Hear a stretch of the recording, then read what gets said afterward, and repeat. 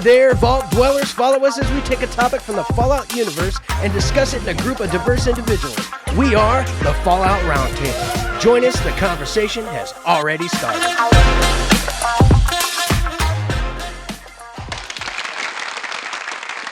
Hello, ladies and gentlemen. Welcome to the Fallout Roundtable. I'll be partially your host, at least for a few minutes, until I pass it over to Sassy. And you can catch all of us on our YouTube stuff and all that happy horror stuff if you go to the Fallout Roundtable, or you can send us an email at falloutrtb@gmail.com, or you can catch us on Twitter at falloutrtb. Yeah, and stuff. Okay, cool. All right. So today, guess what? We're going to be talking to... We're going to be talking to Zack Finfrock, dude. Nuka Break. So, close. Finfrock. You almost had Finfrock. Did I say Finrock? I did, huh? Finrock, that is it's a Fraggle Rock thing. It just gets stuck in my head, dude. It's converting into a Flintstone. Pronunciation for sure. Finfrock. Finfrock. That's also adding an extra R, just like that. Finfrock is also the other one. Yeah, you Finfrock. nailed them already. You got it all. See, like I screwed everything up. Zack. I told you I'd mess it up. Did one job, Jax. One job. It's all good. It's all good. I'm used to it. As you have gathered, our special guest this evening is Zack Finfrock, the creator and brilliant mind of Fallout Nuka Break. Right there. Says it. Nuka Break. Over my shoulder. Nuka Break. Have a break Awesome. today. If you have not seen this very original fan-made film, I guess I would call it, or what'd you call it? Web series. Yeah. The whole thing comes to about a 2.5 to almost 3 hour film in the end. Yeah. It's, it's an easy watch. I rewatched it the other day and was just like, oh my gosh, it's over already. It's real quick. Yeah. But it's great, and it's packed. It wasn't quick to make. So much. Awesome. I'm sure it was not quick to make. I'm sure it was not at all. Nor quick to edit, I'm sure, but it's everything Fallout is. It's humorous. You've got, the wasteland. You've got Nuka Cola. You have a Vault Dweller. You have a ghoul. You have everything. And Legion members. He just manages to do it all, and it's not dorky. And we did it a decade. We did it a decade ago. A decade before. Exactly, and it still holds up. The pros I did mean, it. this show is like almost. It's With like the, 12 years old. I have to say, your ghoul looks. That was awesome. Your ghoul looks better than. There were a couple of them. Now, I understand why Walden Goggins. Jackson has always said that your ghoul looks better. Right. I mean, it's clear the TV show's ghouls, all of them, not just the ghoul, not just Cooper, but all the ghouls have a different take on the whole zombie decay person. They're more it's more about how the eyes are sunken in and you can see the skeleton cheekbones than it was how in the games it was more like the flesh decay was way more prominent than the bone structures. Especially in parts falling Vegas, off, right. And then very specifically for our series, we only had Fallout 3 and New Vegas to fall on when it came to the visuals of how the ghouls look. So Fallout 4 wasn't a thing when we made our stuff. So we didn't have even that next version of ghouls like they did in those, obviously the newer game. So we very specifically sculpted the masks for the web series. With cast and we did the whole thing. It was all plastic, actual different appliances, and they it took 2-3 hours to put on every day for that stuff. For both of the ghouls, for Ben and for Larry, we did. I actually sculpted Larry's mask, and then Rallis Khan, who did the makeup, sculpted Ben's mask. And so I guess that's one thing I don't really talk about. I sculpted that whole mask. That's me. That's awesome. Wow. But it's all based on that's incredible. the ghouls from the 3 in New Vegas. So we very specifically followed how they in those 2 games did the it's really, really down here. It's how the mouth has the way that the skin is very specifically, and then the way the skull / type of stuff might show up on the forehead is very specific to that game. And I personally like the TV show version too. I really do. I think it to me is more realistic in how a body can shrivel and kind of die. More like fall off and everything, right. And in the end, I think what ends up happening with how the TV show did it is it resembles more traditional zombies, whereas the ghouls in the games, I think personally that the devs always wanted to have that not be the case. They always wanted their ghouls to look different. I guess not. It's trying to be a zombie without being a zombie. If that makes sense. Yeah, that's kind of the way I feel. Like they want a very distinct, because everybody's always like, well, you don't have zombies in Fallout. And it's like, kind of, but I mean, feral ghouls are just that. They're zombies in the end. Yeah. Right. You know? I mean, because their we mind is do, gone. but they're not. I just liked the element of the skin decay, like part Like of falling off. Yeah. Right. Oh crap! Yeah, that whole falling off aspect. Yeah, and honestly, I like the expanded lore the TV show has done on the ghouls. Yeah, both with how he. I mean, obviously, full spoilers. I'm going to go into like small details of the show. I mean, it's been a while. Throw that there first, It's and been I'm long assuming everyone who's watching this next week or something like that will have by then seen everything. I would hope But, it'll like- been 2 weeks by then. So Exactly. Yeah. what's your excuse? So like how he uses Lucy's finger Mhm. and Yeah. heals, and essentially he's just like, okay, Throws it that's how back ghouls on. work. He just Yeah, is like, it's like- it's there. Also the non-feral juice, I don't know what we call it, the whatever that chemical is. The medicine. Yeah, Yeah, don't- that's obviously newer they didn't to the name Fallout it, universe. but He just calls Yeah. them vials. Is it just Radaway to keep I them don't from think getting so. too eaten up? No. by I don't radiation? know. I think they it would can't be that simple. They would have said Radaway, honestly. It for wouldn't how be that big it is difficult. as an Yeah. in-game thing. Yeah. Well, that's true. That's true. It had That to be and hard. it had more of And a of course, dope I don't effect think to it's it. like whatever's Right. in the vial has to be different than what was in Exactly. the IV that And they it's- were keeping him Well, underground. it gave him a level of euphoria. Mhm. You know, so Yeah. it Yeah. can't be Radaway. I mean, Radaway. No, but they had had the little IV bags hooked up. that, to and his- the two dudes that were So- sitting on the couch looked like they were pretty lit on that stuff Right. themselves. Yeah. you Well, know? they had What's his everything name? though. To be fair, and that he was box of taking drugs was like everything. a You know, Yeah. that was a And he was also pharmacy. giving it to his friend, and his friend ran out. Yeah. So Oh, also, well, to me, it seemed like you brought up the IV bags when he was buried. Mhm. I'm like, what? That seems unclear to me personally. I'm just nitpicking at this point. Was it Rad-X or Radaway, or is it the vial stuff that he's just getting over time? Like it was a little. Maybe it was a little bit confusing. of juice to kind of get him kicking because That's what I he's mean. been Who knows? underground But for so but long. the ghoul Right. that's turning asks, "Do you have any vials?" So it right, has to be yeah, that. do you have any more? And he It's a said no. thing. Exactly, it's Yeah. a thing they're aware of. It at has least to be as a- that yeah. they have found slows down the process, whatever Yeah. drug it is. I'm sure it's some kind of experimental thing, because obviously it has to be. Todd, you something got to let us know, pre-war. man, because you said everything's canon. So But that's Right. always been kind of a I'm mystery sure whether or it not. will be all revealed to us at some point in time, Yeah. because Oh, I'm sure. we're still sure. going to see probably his past. We're probably going to see his origin stories. You know what I will Because say? we know there's that- a season 2 now. Exactly. Just announced today, right? Officially. Hmm. But Officially, no, like that- I think they'd already announced Okay. it, but it was like official. Kind of. season 2, yeah. But so I will say that before I do want to shift away from talking about, because I could talk about the TV show forever, but I know Well, we're I not didn't gonna- Right. necessarily want you on here to talk about the TV show because Exactly. No, You this can is talk to about anybody. you and but your then, project. then we can use this as a shift towards. If we and I want we're to a make bunch of Fallout comparisons- nerds. You can't not do this. Of course, I of know, course. and Yeah. we Well, here's can the- make comparisons, And I've got a that's lore fine. podcast, so But this here's- I is can talk not. about lore all day. Like Eric and I already did that. Oh yeah, this you've already morning. discussed it. Yeah. Well, Yeah. we've discussed episode 1 to death.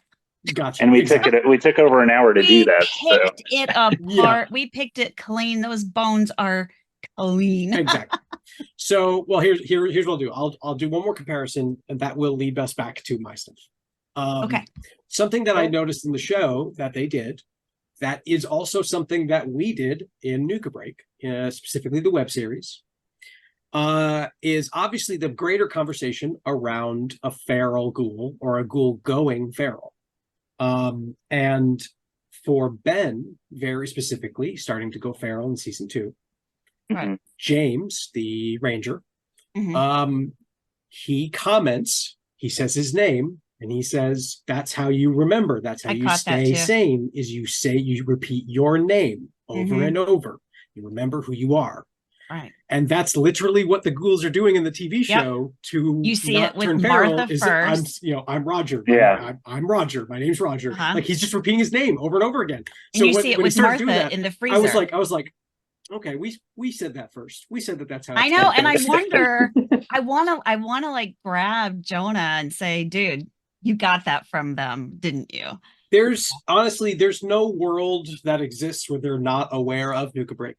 It can't I mean, be. I know how productions work, and I know that the moment you get a license that is as big as Fallout, Mhm. you have your team, your writers, or whoever, You dig into scour everything. the internet for Yep. every major thing related to that property, because the last thing you want is your story to be claimed that you're taking elements or stealing story from someone else, Right. especially a fan thing. So there has to be Exactly. an So- online petition to get you on the show. Because I know, I've been right? saying it since a moment ago. I'm like, dude, he's got to be on that show. I- Like, Or he's a They some big need, part they of sort need of to something. run Vault into 10 Twig reference. somewhere and be Here's the like, thing. That would be incredible. I have never It would be. ever assumed or expected any of my stuff to be taken from from what it is as a fan thing and put into the actual lore. As much as I try to stay as friendly and canon to the universe as I can, I know in the end it's always going to be a fan thing. It's always going to be, it'll be headcanon for a lot of people, which is Yeah, amazing. but it A wouldn't be lot of too hard people- for them to put you in there as a bit part. You know Honestly, what I mean? Wouldn't it be hilarious? So this is what I see. Lucy, Right. who thinks she's the first vault dweller to ever leave her vault ever, runs into Twig and he's like, I've been out for years. The implications of that as a TV show, like for in general, and how that would mess with not just the viewers of the TV show who have no idea what both the video game are in real life or fan films or anything like that. They'd be like, who the fuck is this guy coming out of nowhere? But then everyone else would be like, mind I know. blown. Like, we would how all is be this just even like, a thing? oh, you see, and Eric and I talked about that earlier because we were like, okay, like, there were certain things that were in I'd there that like make him a shop owner or something. Like, well, hey, would you like to here's buy what I my think. wares? If but like I'm normal ever people exactly. may Yeah. notice nothing, but like the fans are gonna be like, "Oh my god, do you realize?" I truly mean this genuinely. If I'm involved in any way, truly in any capacity, as a background person who is, Right. you just see me in one frame as just I walk somebody by, walking around Philly. I would be ecstatic. I would be obviously elated at that. In the That'd end, be such a I nugget, would love dude. it. I'd be like, we know that guy. Right. And, That would and be so cool. I'm never, I've never. Again, I'm never I've never felt like I've ever been in a position where I should expect anything other than truly no involvement, because I also believe that there probably is a memo somewhere that says he can't be involved because that would implicate everything they've done would be true to and related, and it could complicate something. So I'm like, I get it. I get Do you that. think it'd be that petty? Here's where I think they could say yes, but without my involvement, is simply showing Vault 10's experiment is Nuka-Cola. The moment they I was about to ask canonize that, what was the experiment of Vault 10? Yeah. Vault 10's experiment, I mean, the original fan film spells it out in a fun little animation. Yeah. And truthfully, it was an in-universe explanation for me, an overweight person, to be in a wasteland to make it make sense. Because I know Fallout, and I know the character models in the Fallout games back then, especially. There's a single body type for both male and female. There's nothing in between. So, and I know how the internet is. I know how people can't accept certain things, can't look past certain things. They have to be like, well, I liked it, except that I couldn't believe this fat guy would be in like it. how so, real like, it's like, well, it's like, and he's not a starving little waif. Exactly. Yeah, they were identifying Twig by the fat vault dweller, and I'm like, okay, we get it, guys. Yeah.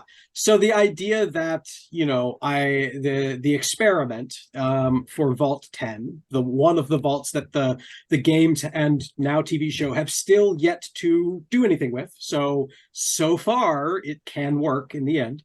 The experiment was simply replacing all liquid besides water with Nuka-Cola, and then not sense of sarsaparilla. Well, yeah, it was essentially, and now honestly, it fits even better within the overall lore of the game now, because now we know Vault Tech had a conversation with everybody, all the other bigwigs, And one of those bigwigs, I believe, when it comes to who owns what, is an owner of the Nuka-Cola. So the idea that they would go, well, let's do one of our experiments is a Nuka-Cola, thing. It now technically fits within their universe. In fact, truthfully, and I'll be honest, this is the first time I've talked about this. When I watched that scene in the TV show, when all of them were starting to throw out vault experiments, right? My heart was like, because I was like, are they gonna say Vault 10, or we could do a Nuka-Cola one, something like that. Well, they didn't number the vaults because, of course, they were just throwing their ideas around. But that's what I mean. But we could do even this, if one of them said we could fill one with Nuka-Cola, I feel like that would be enough of a fan service where it's like, but you'd be like, for me, scene. If there would be one connection that could be approved, but also has nothing to do with me, I feel like that would be it. Just essentially confirming what the vault experiment was. Oh, it also was removing exercise equipment from the vault. So the true thing was, how large will people get if all they're consuming is Nuka-Cola for their main drink? And then the whole thing is, it's been 200 years, multiple generations have gone by in this vault, each generation getting bigger and bigger. So then by Twig's life, which is 2,280, because it takes place a year before New Vegas. That's all of Fallout Nuka Break takes place 1 year before the events of New Vegas. So if he's in his 20s, and he's whatever 6th generation, 7th generation since that vault got closed, everyone in the vault is literally obese, are all very large, and Twig, being the smallest in the vault, got the nickname Twig, and hence now present, out in the wasteland, that's what he knows, even though he is now bigger than everyone else. So, but now the joke is that I'm getting in comments is Twig looking like a real Twig and things like that, because obviously I lost weight as a person over time. How dare you? But yeah, it was cool. Like they also kind of replaced Simpacts for him in a way. Exactly. Yeah. I mean, and we made it lore in the Nuka Break world that Twig has he has the iron, or no, is it Iron Belly? Lead Belly. Like Iron Gut. Iron Gut. Yeah, that's it. Lead Belly. Lead Belly, that's it, Lead Belly, because that's the perk for not having the radiation when you drink things. Right. And he has the Lead Belly perk in that context where he doesn't get affected by it anymore. As well as that I think it's the Nuka-Cola. There's one of the Nuka-Cola perks where you're like Nuka-Cola addict or something like that. Where essentially it heals you. Yeah. It not only does it heal you, but it does, like, all of the bonuses of them are like ×2 or something like that. Right. So nice. And we made it where, and then Penelope in season 2 essentially tells him it's like being born into it and having it your whole life, it has literally changed your DNA. And then we even teased with the whole mutation concept back then a little bit, without calling it a mutation. Without because us that's literally what yet. it is. Twig is, he got shot in the shoulder, and 2 days later the bullet holes healed.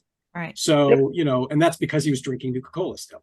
And the funny thing is when Penelope is like, "You're gonna be fine," and she's and it's an IV, giving you an IV infusion of Nuka-Cola. But no one comments on the fact that the IV has a bunch of air pockets in it, which would be that's very bad. Oof, yeah. Yeah, but it's the wasteland. Who cares? It's congealed. Yeah. It's emergency medicine. It healed him. He's good. Yeah.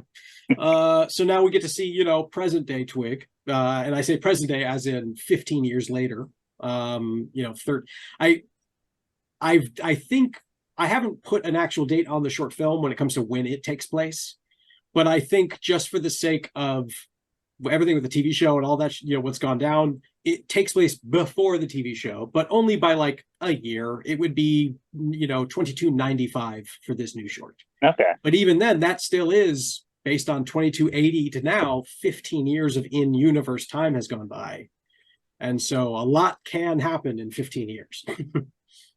So I had a question, because you do observe lore, and they've talked about how the TV show is lore. Right. Is that going to mess with anything that you've written or Yes, your new? it already is. Yeah. Okay. Actually, text truly not really. I lucked into the fact that what I wrote could technically still work. If anything, helps their story in a way without. I mean, it's in the trailer that I released. I do have NCR soldiers in my short, Right. and the NCR soldiers are dressed like the NCR soldiers from New Vegas. They don't look like the NCR from the show, which seem to be ragtag, missing a lot of stuff. Yeah. But at the same time, I and Twig and this story does not take place in Los Angeles at Griffith Observatory, where they are in the show. So, and we now know as of yesterday or the day before, with Todd releasing and Todd and them sitting down with IGN and IGN having to like clarify things. Right. That they did say the NCR is in many different regions. They are all over. Right. So the idea they got the whole this, Western Hemisphere at that point, right? Exactly. Right. Yeah. And there's obviously going to be pockets. Same with the Brotherhood. Exactly. So there's different pockets, different factions, if you will. Factions of factions. Anything, I don't want to necessarily bet on, getting what's it called? Like not hate comments, but like critics? Hate on the show, right? Because they like what I did. They're like, the way you did NCR is exactly what we wanted from the show. This is so much better than the show, and all this stuff. Like, I know that's going to happen because it already has with the comments on the trailer. I'm already seeing like people saying it's going to be better like simply because it's okay. Well, and here's the thing: we live in a world where we can have both. Tribalism is ridiculous. I'll throw it out here right now. The way I also represent the NCR, I don't know if they're going to like it. I also kind of make a goof out of it. So I'm throwing it out there. It'll be a good goof, one that I'm not going to spoil for why it's a good goof, but I hope people will like it. I'm going to have to take off, but it was very nice meeting you, Zach. And I'm definitely looking forward to breaking and keep doing what you're doing, man. It's awesome. Thank you very much, man. It was great meeting you. Yeah, me too. Bye, everybody. See you later. See you later, Eric. So yeah, I've got that. That was one question I had. I'm just looking at the chat right here. Twig lost weight and I found it. I'm sorry, Warpath. That sucks. And I found it. Oh man. That sounds like Warpath's comedy. Yeah, Warpath is pretty. He is our comedian. Twig's luck was a 10. That is true. That is actually the only stat that I have openly confirmed. Because that's I was the only going to one I know. what is his special? His luck has always been, as far as I'm concerned, the highest stat out of all of them. If the original fan film, his luck was a 6 or a 7, then the web series, it went up to a 9 by the end of it. Yeah. And then now he's been at a 10 or higher, based on whatever it's your clothing game system you want to follow. Because I know some of them go above 10, some of them don't. You seem like your confidence and your charisma has gone up as well because of across the board. Yeah. Did his intelligence go up at all? Yeah. Because I just remember I wasn't going there, man. What's the scene where he's like, oh, he's stealing? Yeah, it's more, that to me, that's a perception check. And his perception might not have been very high at that point. Well, when you sit down and you say, I can't remember the exact line, but you were saying something in reference to, so let's start over again, or let's begin. Let's do it again. Right. Yeah. Let's start over. Yeah, we're going to let's start over. You can see the different level of confidence and charisma for sure. and you've been at that point. And I'm like, okay, so he's built some confidence. He's not the same kind of, oh no, kind of person. Yeah, well, I think the real difference is because he's always been charismatic.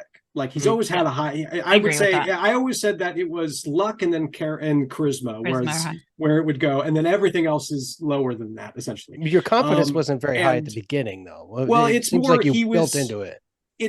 To me, we always tried to play it as his naivete was more than everything else. Yeah, so while he was still, in a way, charismatic or confident, it was the naive part that made it always seem like he was a little aloof, a little not necessarily truly understanding what's going on. He didn't quite know what was going on, so he was by the end of the series, he even comments that he did steal the stuff, and then he realizes he also isn't that necessarily that good of a fighter, so he should do other. He should use more knowledge than fighting and things like that. So it definitely, even through the web series, you do see some change. But there's definitely from level 20 to level 40 type of difference of how the character builds and changes. I would say, truthfully, when I wrote the new short, he's still Twig. He's still goofy and like optimistic. He's just no longer naive. He has zero naivete. It's just gone now. Yeah. He's fully aware of how things work. He's fully aware of the dangers. He knows he can't trust people. Like he is now just he's a seasoned veteran of the wasteland, especially with the scars and everything that we do for the new look. Right. He's Luke coming back in Return of the Jedi. Exactly. Yeah. It's like a whole it's a whole different vibe. But in I mean, really at surface level, it's more confidence for sure. It is but more so because in 15 years, he's still alive. He's seen a whole lot. And we even play into the idea of what happens when you're the luckiest person and you see, like, that means, are you the last one that walks out of a room when everyone else dies? Like, is it like, do things happen? Do accidents happen where you see terrible stuff, but you continue on because you have better luck than everyone else?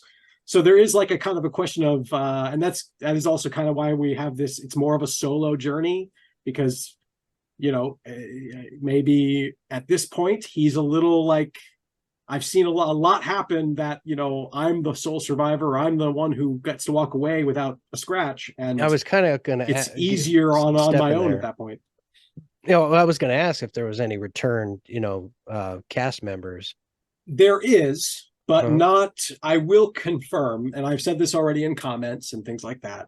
That the main cast, when it comes to like the Ranger or Scar, especially Ben died in the series, so he wouldn't come back, obviously. But no, the Ranger and Scar will not be returning in this.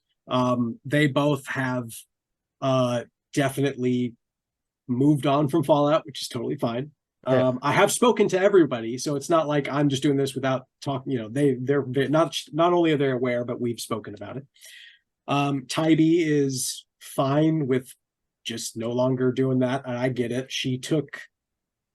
I mean, a lot of what we did for the second season, actually the whole real core web series story about Scar and Leon and all of that was a story Tybee wanted to tell about Scar. Because truthfully, the Nuka Break, idea of him just looking for Nuka-Cola, we did in the fan film. His Twig story was accomplished by the end of the original fan film. So the idea of, following through Scar's whole journey and that whole thing and the prophecy and all that weird stuff with Leon and his guys, that, she had her story. It's told, she's fine. It no longer have to do more. Plus, the way she was treated by general audience internet stuff, because she's a pretty girl in clothing that can be revealing during a thing. I understand her not wanting to deal with that headache again or any, I get it. Especially now it's really kind of interesting. It's like the type of comments we're seeing with the TV show and the misogynistic stuff and the like toxic stuff. We got a version of that with the fan film, but that was kind of like you're a fan film. Of course, you're going to get people who are going to give you their asshole opinions and whatever. So, right. Well, apparently they're out there for anyone. Exactly. Yeah. But for somebody like Tybee, I totally understand just genuinely not wanting to step back into that. I get that. And it's a shame for sure. But at the same time, it also has been in real life about 15 years almost. So I get just wanting to not do it. Cameron, on the other hand, who played James, they're brother and sister. That's his brother. Yeah, I was gonna say that's her brother. Yeah, they are brother and sister. Cameron he has a family. He has 2 kids. He lives across the country now. He no longer lives in Los Angeles. He doesn't act anymore. No, he does not. I think he might, because he had some decent roles at one point. Oh, he's an incredible actor, but ultimately it just didn't pan out to how he wanted, and I get that. And he started a family, and he's good. I mean, but he's also happy too. It's not like he's upset or anything like that. So, and then there's also Saoirse Giles, who was known as Erin Giles. She has now transitioned to Saoirse. Obviously, Ben is no longer alive, so obviously, as an actor, she wouldn't be returning either. So it's all, you know, in the end, I was able to get somebody to come back, but it won't be the main crew. That's really a long-winded answer in the end. Well, you know, and after but it's always good. That's a good insight. I'm filling you guys in. It's got context. But after 15 years, I mean, it's likely that, you know, people have gone on to other things, and Twig's got new friends, and, you know, probably somebody wanted to go hither and yon. Like, you know, we just see them leave at the end, and, you know, they're trying to find whatever the other girl's name was. Bonnie. Bonnie was her home. It's actually, what's really funny is that was her name in real life too. Her character was her name. That's awesome. Yeah, we'll just keep that in. Oh, yeah, Bonnie. So, finding her. So you take her to go find her home, and who knows what develops after that? You know, maybe Scar just decides I'm done. I want a home too, or something. Exactly. You know, we don't know. A lot, and the way we kind of ended with James the Ranger, it seemed like he was sort of going back off on his own. So. But he was kind of keeping tabs on y'all too. But right. You know. So, well, it was more like now he's in my head canon. He followed them around for a bit, did the more of the Guardian Ranger that he was doing, just to make sure everybody's okay. And then inevitably, you know, split over time, just because, you know, they're fine. They're going to be fine. And, you know, and he got what he was looking for. He had his closure. Exactly. So, he found his family, both actual family and new family, and now it's, you know, and or same thing, truly same thing. Maybe now he settled down too. You know, he could have decided no more, don't need this anymore. You know, he may have gone back to the woman in the shack and the daughter and said, "Hey, I'll, you know." He could go back. Looks like a good plan. Exactly. He could go back to where from Red Star. Exactly. He could go back to that and say, you know, I kind of like, the idea of just every time I think of the Ranger and the Red Star stuff, I keep thinking of that Preston episode from the True Vault Escapades, where it's got that character that's going after the Caps. Right. And it is the Merc, you know. I just that episode always comes back to me whenever I think of that whole thing. We never really did anything more with the Caps. I always wanted to have one more of the Star Caps in the actual Nuka Break, but we just, I think there's a shot at some point of stuff's on a table, and there was going to be a cap with a star that it just gets like pushed off the side, like no one gives a shit. But I think it just got cut in the end. Like if you're not going to do anything with it, then it's kind of like, it was more just going to be a random Easter egg. Because everybody's going to be like, what? Yeah, exactly. Like, we're not doing anything. It's just there. So, how far are you into production right now? So we have probably 90% of everything filmed. Tomorrow's day will be the last day of filming. And I say the last day of filming as in we've been postponing this shoot for various reasons, be it either weather or location or prop or whatever. We've had to postpone it since when we originally wanted to do this last day, which was back in March. So we're going out. We're actually going to be filming at Griffith Park here in LA, which has the abandoned zoo, which is a bunch of dilapidated building and bars and cool stuff in the middle of a park. And it actually resembles a good chunk of the greener parts of the TV show. And not for nothing, even though my trailer is pretty much out in the wasteland for all the footage, that's only because we didn't film this day yet. Where did you guys go for that kind of stuff? Was it like Joshua Tree or Calico? Close, yeah. So we went out to the Yucca Valley, which is out towards Joshua Tree, and then we ended up filming in Wonder Valley, which is north of Joshua Tree, but still a good 3.5-4 hours out from LA. There's a nice mountainous area that's called the Calico Ghost Town area. Yeah, I've been there. I've been there. They got some nice areas up there. That'd be great for that kind of thing. He's in the Vegas area, so he knows all this stuff. I'm on the East Coast, so I know nothing. Well, truthfully, I might reach out in the future. I might reach out in the future for future stuff because Yeah. I'm always in need of knowing where the actual locations are. There's a difference between seeing photos of abandoned mines on Google and then trying to find them in real life are almost impossible sometimes. Well, I know right where the Pioneer Saloon is. That's for sure. Yeah, Oh, I've see been that? there. Yeah. So yeah, but what I wanted to do, and what obviously you guys will see when the short is done, is show that I personally am a huge fan of what Fallout 4 and what Fallout 76 have shown, which is that the wasteland does not mean vegetation is gone. Between Fallout 3, which was very low grown vegetation, it was mostly just broken branches and dead trees for 85% of Fallout 3. Obviously, New Vegas is more of just an actual desert, so it does have plants, but they are just desert plants. Yes, there's a couple greener parts we know in New Vegas, depending on what mission you're doing or whatever. But for the most part, it still is just the Mojave Desert, which is exactly like what we've already filmed at, and which you've seen in the trailer, which is just out in the desert. And the journey that we have Twig take in this new one, I wanted to show more variety. I wanted to show, just like Fallout 4 and 76, that there are plants that exist still. So the story was always to go from the desert into the greener type of spots, aka the Griffith Zoo or abandoned zoo that we're going to film in. And then venture into what you can see in the trailer is a warehouse type of location / a fight scene type of thing.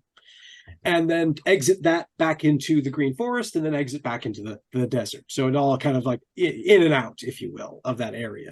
And it's definitely going to mix it up because that's nothing like any of the previous Fallout stuff I've done. It's always been the desert. So I'm happy to mix it up in this one too, for sure. Then you're less hot, you're less dirty. Awesome. Oh yeah, for sure. It's definitely not as bad. But truthfully, filming in February like we did is perfect for the desert because it is either just too cold or fine. It's not too hot. It doesn't get too bad. It's, if anything, it might be too cold. That's really the one thing. But I'd rather be too cold than too hot because I can always put a couple layers on to warm up versus I can't take the costume off. No, so yeah. And then people in makeup are probably like melting. Well, I know when Chip makeup's did always, the commercial, especially now with the appliances and stuff, it's different for the sweating for sure. Oh my gosh, yeah. Ugh. Yeah, I know the heat had a major factor when we were shooting that commercial for the Pioneer event. For the Pioneer Saloon. Yeah. Oh, I bet. Yeah. Honestly, I can remember our cameras overheating when filming Nuka Break out in the desert. Oh, just wow. Like they just are too hot, they turn off. We had issues with drones. Yeah, because we were using. I've had that happen with mine. We had drones too, so that was kind of cameras causing some issues. Yeah. Right. And we don't get heat like that here. We just have humidity. Well, it's not the desert, melt steel here. It melts steel. Ew. Yuck. That's not fun. It gets hot, man. It gets really, really hot. Do you want to pop off for a break right quick right now? And then I think we're going to get Jessica Starr in here because she's nervous about interrupting. So everybody go pee. Yeah, go ahead. We can take a break and then she can join in for the second half. Not that the streamers are going to get a break, but yeah. No, they don't get breaks. No breaks for you. But we're just doing this for the podcast part. So sure. So y'all, we'll be right back, even though we're not going anywhere.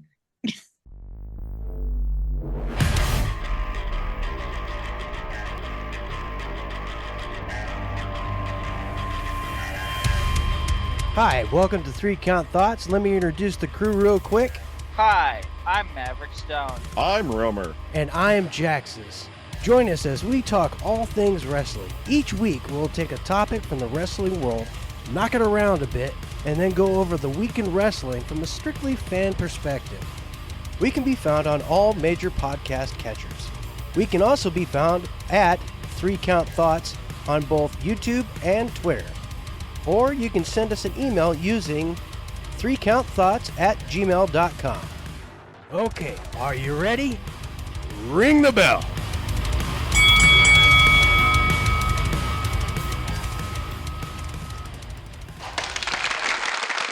Hello, everybody. Welcome back. I hope you enjoyed our little commercial moment there. We're going to get right back into it here. And Zach was just talking about some entertaining stuff that we weren't recording. So I don't know. Do you want to talk about it again? How about this? That was for the Twitch viewers. That was exclusive for the Twitch viewers. That's exclusive content for those we were of you talking who about the shish kebab. If were anyone on wants Twitch. There you to go back to the VOD on Twitch. There you go. So one thing I noticed, we were talking when I first popped in about props and our setups and our rooms. Yes. I've noticed over the last several months, as you've done update videos and of course, streaming on Twitch as you do, that your background has gotten more and more cluttered and more amazing stuff. Now, is a lot of that percentage of stuff you're actually using for the filming? Is it stuff you've made yourself? A lot of it is the props that I received from other people who have supported in the sense of letting me borrow some incredibly game accurate things. But truthfully, it's because I have ADHD, so it's hard for me to organize, I guess is the best way to put it. Keep it in sight. Yeah. So this type of messiness is actually my girlfriend doesn't believe me, but pretty organized to me because I know where everything is. Exactly. But not just that, but really it's the chaos of being the director, a producer, the actor, the prop guy. It's wearing all the hats, it's gonna happen. And so after the short is done, which technically tomorrow is our last day filming, then I'm going to start wrapping things, putting things back in boxes, like getting them ready to ship back out to who I borrowed from. And then everything that I'm keeping will just inevitably put up in a little bit better of a display, like an actual setup. Where she tells you can. Right. I don't know, though. It looks very cool. I mean, right. I will say this is definitely a little more set dressed for the call, or when I stream, I definitely kind of move things around. So like if I move a little bit, you'll start to see boxes and stuff. So it's more like it's on purpose for sure. Don't even talk about my mess. Technically, there's just, you can see it kind of right here. There's just a literal garbage can underneath the vault suit. So it's more, I appreciate it, but it's chaos. It's all chaos for sure. That vault suit looks so good. That's the one you're wearing for filming currently. It does. I have. What's funny is I do have a full green screen. I could technically zip up too if I needed to. No, I'd rather see the vault that. suit. Yeah, I'm very excited about this new vault suit because it turned out to be not just one of the best parts of the whole short film when it comes to the kind of the upgrade, if you will, to the newer stuff. But it ended up being it was made by Katie Kahn, who's actually Rallis's wife. She did work on the web series, so all of the newer costumes you see on the web series and the updated look for all the main cast from the web series or from the original fan film to the web series was all Katie. She helped us make everything look a little bit cooler, a little bit more different. And that's how we started the evolution of Twig's outfit, where his sleeve disappeared and, it's starting to get a little different in just generally how his look is. And this is essentially the inevitable, in my opinion, evolution of Twig from the end of the web series, which he's leaving with this, new leather jacket that he does have the armor over the leather jacket. And so now kind of, in a way, I'm doing the same thing Fallout 4 did, which is retconning the visual style of the Fallout universe, in the sense that they just updated it. They just made everything look better, and that goes not just for like the Nuka-Cola bottle, where I will be using the newer bottle because that is the bottle in the universe, but also like the Nuka Breaker, which is technically an in-game weapon that does exist in the game. The original one, which is kind of hidden by some stuff right here, the original one has the old Coca-Cola shaped bottle on it. And when I made this newer one, I updated the image of the bottle to match the lore accurate version of the bottle now. And I'm just essentially going to say, assume, or, I imagine as if that's what it's been like the whole time. And same goes for his vault suit. It's still technically supposed to be the vault suit that he's been wearing since the very first fan film. And the evolution of how his suit got a little more tattered, he got stabbed through his abdomen, like all this stuff did happen to him in the web series and the fan film and the web series. So that carries into this new vault suit. So even though it's updated and retconned to make it look like the actual vault suits from the universe, it still is also a 15-year aged difference of how much more it has been tattered since then. So we just kind of, evolved it even more, just a little bit. Hence, it's short now on both sleeves, as well as the fact that that's the same jacket from the costume from the season 2. So this is the original jacket from 10 years ago, or 12 years ago. But the armor on top is obviously the newer armor from Fallout 4. So we essentially evolved the armor to also match the newer looking stuff. So we're just make sense for somebody who has to go through it all. Exactly. Yeah. And plus now I have like one of the most coolest game accurate cosplays that when I show up at a convention, it's both game accurate and original at the exact same time. So yeah, it's a win-win for me.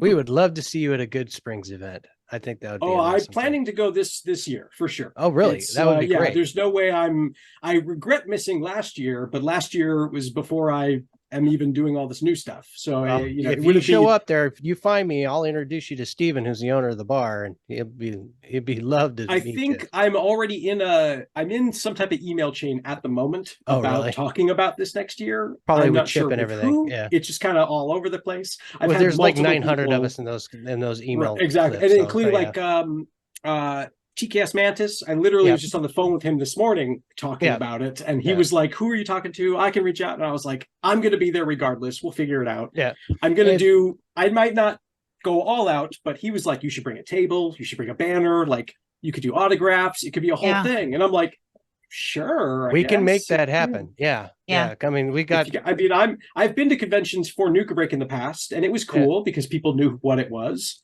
I have a feeling. Going TKS to a very specific, I'm saying these people will know. I have a feeling going to this event would be like everybody. Not a single person should be not like I. If I want to be a celebrity, I should go to this event. Yes. That's just it. Like you will be famous, like the man. If I want to be famous, I'll go to this event. So I can tell you this. So TKS Mantis's first year when he showed up, he didn't expect a whole lot. Right. And this is where me and him met, was the first year. And he was blown away by not only the outpouring of his own fans that showed up, the fact that he was signing autographs like all day. He could not and it was just constant, and he was like, "I can't believe this." He's like, "I could get a big hit from this." And it was just really funny to watch his reaction to the fanfare to him, and I'm like, I mean, you would have to deal with the same thing. It would be just a constant line around probably even worse. Well, that's why I figured, I mean, honestly, a table or a booth of some kind, something like that, it makes sense. And I probably will. And I'll just be like, it's cool. Like, I'll do it. I'm going to do it at some point. I'll get to everybody like that. Right. It'll be fun. And so I definitely plan on being there the whole, I think it's just the 2 days, right? Just gonna be a Saturday, Sunday. Yep. Yeah, I'll definitely be there both days. Friday and Saturday, actually. Friday and Saturday, right. Yeah, because Sunday's kind of like, I believe, like the cleanup day, more or less. Gotcha. No, that makes sense, especially for what will now be 5,000 people, if not more. Like, it's going to be huge this year. Well, we didn't expect the 3,000+ that we got, especially with all the new people that all the new fans you'll pick up with the TV. I mean, I can remember going to conventions after Nuka Break, like 2013, 2014, dressing up in the Nuka Break outfit because it was still a Fallout cosplay at the time, and it was again pre Fallout 4, so my stuff looked pretty game accurate for what it was. And like still, like some of my favorite interactions are all the same thing, which is you look really similar to that Nuka Break guy. Like, that's a really good cosplay. And I'm like, I know, right? And the moment they hear me talk, they're like, wait. And then before the Fallout stuff, I was a host of a crafting show called Backyard FX. Right. A lot of the fans from Nuka Break started actually as fans of Backyard FX. So I'll even get, like, walking through conventions, even to this day, I'll get people like, you look like that guy, Zack Finfrock. And I'll be like, I've heard that. And I'll just keep going. Oh my god. Like last time I went to Disney for my girlfriend's birthday, we were at Disney. First time I had been here, at Disneyland for a couple of years now. And two separate people walked up and were like, are you Zack Finfrock? It was very strange. It was the first time that's happened in a very long time too. Gosh. So it was kind of funny. Yeah. Were you wearing anything Fallout at all? Nope, just me. It was just me. In fact, yeah. I had a hat on too, and so it was even like usually the hat is kind of that you can't recognize people in hats. Some people are really good at recognizing people. I'm not one of them. You can totally get away with being incognito with me. Right. I mean, I even have glasses that I would wear, like all this stuff. Yeah, no, nothing. Well, But it hasn't happened in a long time outside of those small events. So yeah, if I do feel like I want to be a little well known, yeah, You get some stroke, bro. There, that's for sure. Oh, exactly. Yeah.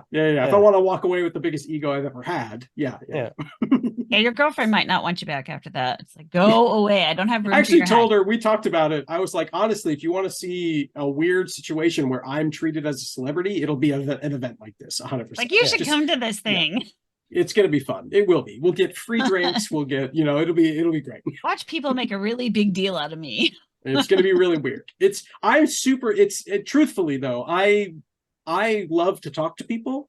So it's always been hard for me when it comes to like an event like that where there's like you don't ever get away from nobody. Because I want to talk to people. I want to like, hey, Mingle. what do you think? This and that. So it's like I want to have conversations with people. So the fact that people are going to like walk up and like have me sign something and then walk away and someone else will walk up, like that's weird for me. I want to be or if they do talk, the person behind's going to be like, move along. Yeah, I want to talk to everybody, but yeah, so it's going to be weird. It's going to be fun. I'm very excited to, but yes, you will find out though that the people, I don't know how it is at the conventions, but I do know that at the event, they're very gracious. Oh, I'm sure. The fan base in general just seems very gracious, which is something I think we've tried to build in into person, the culture, at least. Yeah, in person. Yeah, yeah. There's the whole griefy, 76 hatred or whatever, Not but as much as it's not as bad as it my once favorite was. Fallout, and I will shout that from the rooftops. Okay, I love awesome. 76.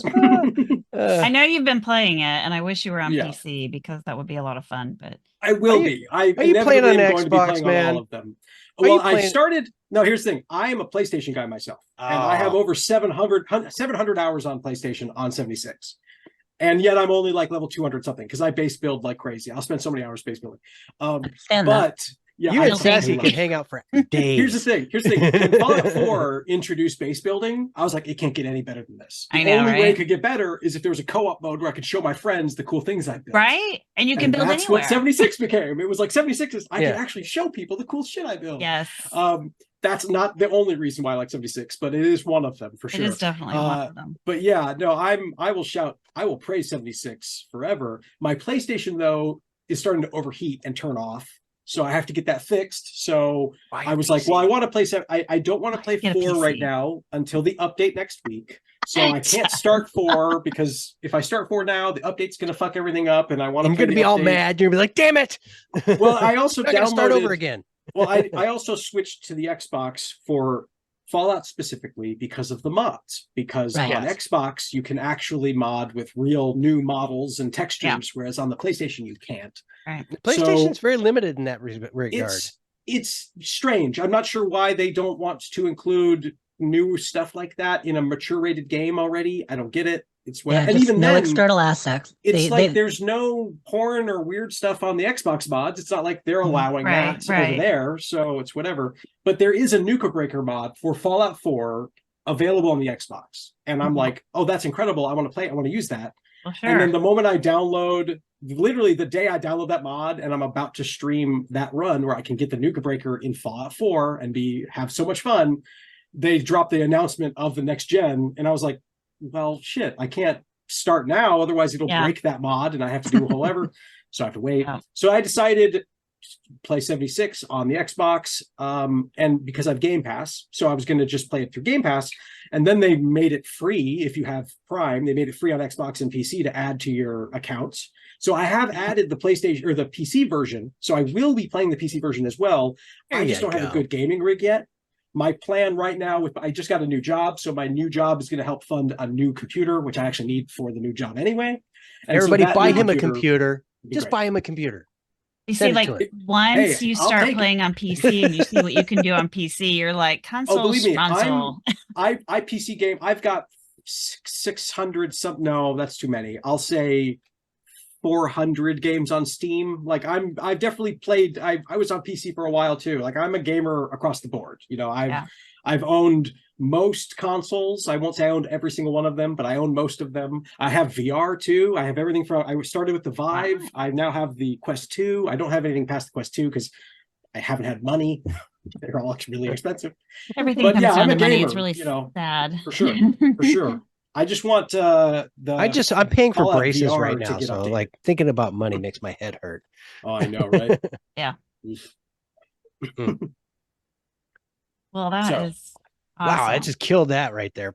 Well, just moved right? it. Big Well, old I I was said thinking, I have all braces and these everybody started thinking about questions that I kids. wrote. Yeah. Should we, Here's the thing. should we I ask am- them or I- just ignore them? I'm not going to have kids personally. That's just the trajectory me and my girlfriend have decided for that's best for us. That definitely does give me the privilege to put money into things like video games and Oh, it sure does. goofy fan films and things like that. So don't get me wrong, I understand the difference for sure. I understand that I would not be anywhere in the capacity to do what I'm doing right now if I had kids. Yeah. So we had talked about the time period passing between the original fan films and then the web series and now. And we're also talking about making a splash and meeting people. But the truth is, there are a lot of people, current Fallout fans, in the last maybe 8 years who might not know what Nuka Break was, Nuka Breaking. So in your outreach and getting out there are a couple aspects of this. First, there's the people who did remember. Did you guys already talk about the genesis of the current Nuka Breaking project and some of what fan? No, not really. No. Zach, let's talk about that then. Sure. What inspired you to come back and do Nuka Breaking? Where did that come from? I mean, truthfully, it came from the Fallout community helping me out in a really tough spot. Essentially what happened was last year, in October, I lost my job that I had at the time, which was an apparel designer for Hot Topic. And I did that for over 2 years. I was just drawing awesome stuff for Hot Topic. I loved it. I did some really cool Studio Ghibli stuff. I did stuff for Disney and Marvel, and it was great. I loved it. But from the very beginning, I was labeled as a temporary apparel artist officially. And that was for 2.5 years. I don't know I don't know how long, at what point you're now no longer temporary, but apparently it's still over 2 years long. Contract work has no actual contract length. Right. Yeah, Technically, yeah. So and technically, I had officially been employed through a temp agency, even though I never interacted with the temp agency. I only ever directly interacted with the people at Hot Topic. So in the end, we all know where the story goes. It goes to, we can let these people go without having to pay for unemployment. We didn't have to pay for benefits the whole time. So there's a reason why they did it, whatever. I still had fun doing it because I got paid consistently to draw really cool things. It just ended abruptly in the end. It just ended with zero heads up. So I had to essentially scramble. I had to find how I was going to pay rent in the end, because I got let go in the beginning of October and they didn't even give me to the end of the month to, find something. They just were going to be done on Friday. And I was like, what? Okay. So, October went by, the rest of October, I couldn't find anything. It's very tough out there, as we all know, when it comes to just general white collar work, office work, not non-blue collar work. And I, going into November, same thing. It just, nothing. No, you're not able to find full-time normal work to pay my a lot bills. of us have been in that position occasionally. Exactly. Yeah. And I think what happened was I posted a joke tweet about having headaches all the time. It wasn't necessarily true, but the joke was to show my glasses at the time. My glasses were very scratched up and old. They were a pair that I got literally a decade ago in 2014.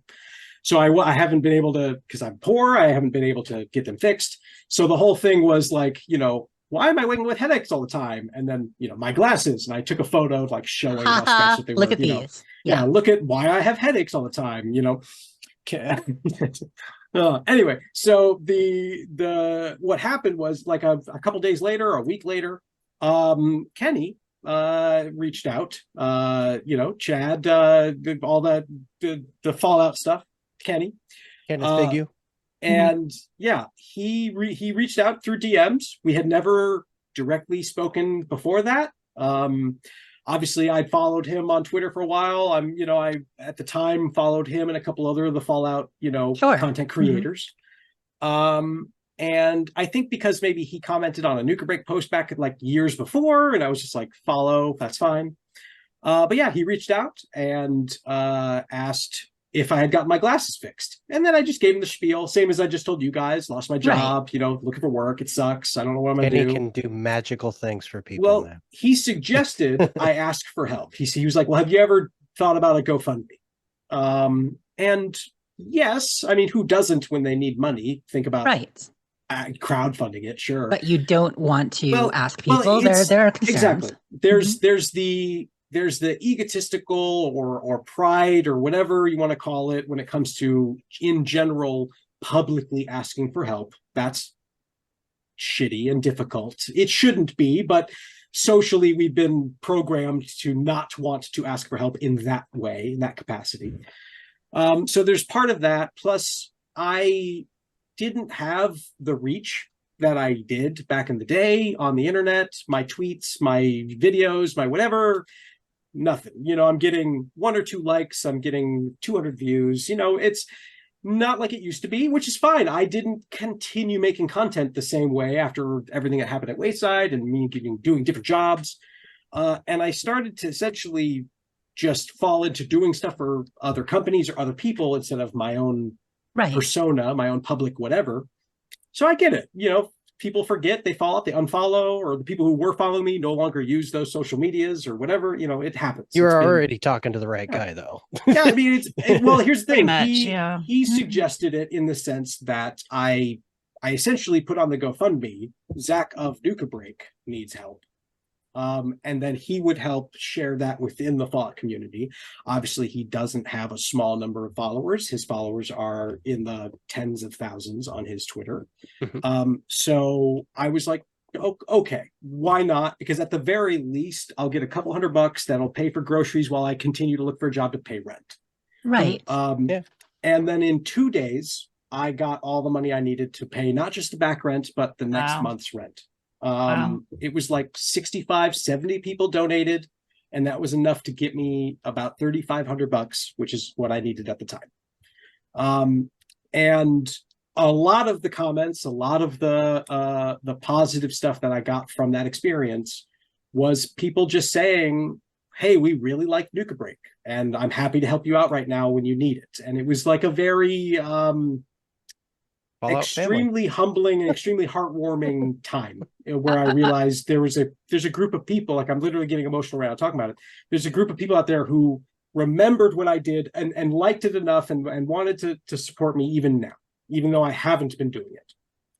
It's a bit of a give back moment and a touchstone to know that, people haven't forgotten. You're doing other things, but this art you created, this project you put so much of yourself into, people remember. That's what even with all the time. That's wonderful. Yeah, and it's extremely wonderful. It still is incredible in the end. And so from there, I decided, well, there's obviously a small group at this point, but there's a group of people who want to support me as an artist and to do more of my stuff, not get a job doing it for somebody else again. Right. So I decided to kind of channel that into Patreon. And opening a Patreon, starting that. I do have a Patreon. It's been lacking in its updates in the last couple of months because I've been focused on this stuff, but luckily everyone who's on the Patreon, they're aware of it. They're fine. Like everybody's been super nice. I will be swinging back into the Patreon stuff after the short film's done for sure. And all the behind the scenes stuff I'm going to release will only be on the Patreon. So I will be putting stuff up there for those. The regular Patreon is geared more towards props and such, or what's that one? Well, the Patreon's just for me as an artist, for across the board. Okay. And what is that Patreon? Plug that because I didn't know you had a Patreon. I believe it's just Zack Finfrock. If you look me should up on know Patreon, this, my and man. If not, it's our well. It's Yeah. here's the thing. Once I put it on my link tree, I forget about which exact. So it's on your link tree. Okay. It is on awesome. my link tree. Yes. Okay. Yeah. And I can put will it be in putting a show lot notes. more as soon as I get back into actually doing art again too. Because again, I've been so focused on all this. Even my original art hasn't been. I haven't been able to focus on it yet. But yeah, I'll be getting back. So anyway, I opened up the idea of a Patreon, and I say the idea of it because it's still new in the end. It's still a couple things. Sorry, I just realized I'm getting texts about tomorrow's production, and I have to text back real quick. That's okay. Do that, man. And I just The artists declined a at phone work. call from We somebody. do a lot of shooting from the hip around here, buddy. We do. Oh, it's crazy. I'm the we same do. way, We're yeah. not exact. I mean, we're very professional podcasts. Yeah. That never gets derailed ever. No, right? No. Okay, I think Ever. Jessica can attest that we stay on the tracks all the time, right? Yes, she knows. Absolutely, We're like you the- do. the Just look epitome at of Jax's professionalism. studio. My goodness. exactly Right? That's a professional There's one thing right sexy there. studio. Okay, we're good. So I did the Patreon, and in the Patreon announcement, I did announce that essentially what I'd like to do is start doing a lot of fan-made content again, like I used Love to do it. back in the day. And Yeah. that is actually technically what I've always done, even after Fallout and after Wayside. I still was doing fan content. It just was for companies. I did Mhm. a True. lot of fan content for Loot Crate. I did a lot Yeah. of fan content for my own production company called Zack Entertainment for a little bit in between things. And then when I got a job for 2.5 years, I was doing YouTube videos for Sonic the Hedgehog for a company called Eisenberg. That I was literally going back and forth. I was making YouTube videos for Sonic and things like that. My dog is dressed up as Sonic the Hedgehog in a video on their YouTube channel. Have you ever thought about the animated elements? Like doing like an animated shorts? I am not an animator. I'm an illustrator for sure, but I don't know the basics on animation. Goodness. I can do like a digital comic, like where they kind of have like motion comics where like it's a flat panel moving, but that's the extent of my animation. There's an element that you could utilize because you do write, obviously. So you could do the writing element, and then you can go to Casting Call Club, and you can actually petition inside the Casting Call Club for an animator.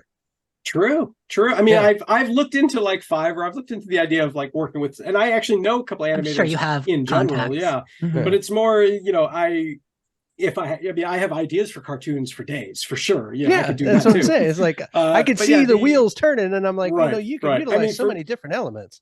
Right. I moved to LA to be an actor, to make things with my friends. So if I can do live action, I will. Right. So the point of the Patreon was kind of like an all across the board supporting me to do drawing stuff, to do gaming stuff, to do fan films again. I personally want to do a Ghostbuster fan film. I want to do a Death Stranding That would be so fan much film. fun. That would be cool. I want to do like there's worlds I definitely want to do more fan films of. And so if I can be known as the professional fan who does cool stuff like that, sure. Yeah, why not? That's a great place to be. Yeah. So this GoFundMe has come I see together. a Star Wars thing Right. coming out of So this somewhere. essentially what happened is I mean, I've got a Jedi short that I want to do for sure. So no, we did I did the Patreon, right? I did the Patreon stuff, and then that essentially led into I was up in the air about wanting to do a GoFundMe directly for a fan film. For two reasons. One, because there is the new TV show coming out, and that is a big deal. It was a big deal before we started production on Breaking. And that means Amazon has the license to live action Fallout or whatever production company is behind it. But I believe it is Amazon in the end. Ultimately, yeah. And they have 100% potential to do a cease and desist. They can and could do that still. More likely that it may have been in the past. Yes. I don't think. Oh yeah, I mean, and well, just- technically, other fan films have come out Right. since Right. the TV show. Like there's Deadweight, right? Mhm. That just dropped. Yeah. That is a great short. I love that short, is. and like they did such a good job. And they did it, but they didn't crowdfund. They just did their short and then put it online. So and not just the Amazon side of it, but now before it was ZeniMax and Bethesda. Now it's Microsoft, and that's also Has a very Changed big, a few things. very Yes. different. Yeah, that's a very different presence when it comes to who owns and is making money off of Fallout now. So there was also the potential of Microsoft saying, no, you can't do this. Try to do something with a Halo name. Yeah, exactly. That's what I mean. So it's, you know, I was iffy about it. And yet Ken was the guy to say, I don't think you should be worried about it. Right. Wow. And I'm like, I don't know. I think I should be. And he's certain like, disclaimers and things with trademark that, you know, I mean, we have to be careful whenever you're doing anything, you know, professionally where money is involved that infringes on that IP or the trademark. There are things you definitely have to avoid and the things you have to worry about. But and well, I learned through my experience of doing Nuka Break that essentially, I mean, what happened with Nuka Break is the first original fan film was $2,000 of our own money. And then that was it. We put the short online. It did really well. We actually had a sit down with Sam Raimi's production company after the original fan film came out because they were sourcing internet talent for other things. It was really cool. It was cool to meet not Sam Raimi, but all of his people. And he had a Spider-Man like statue in his office. And I took a photo next to it. Anyway, so that's pretty cool. That was like the coolest thing that came out of the fan film is that meeting.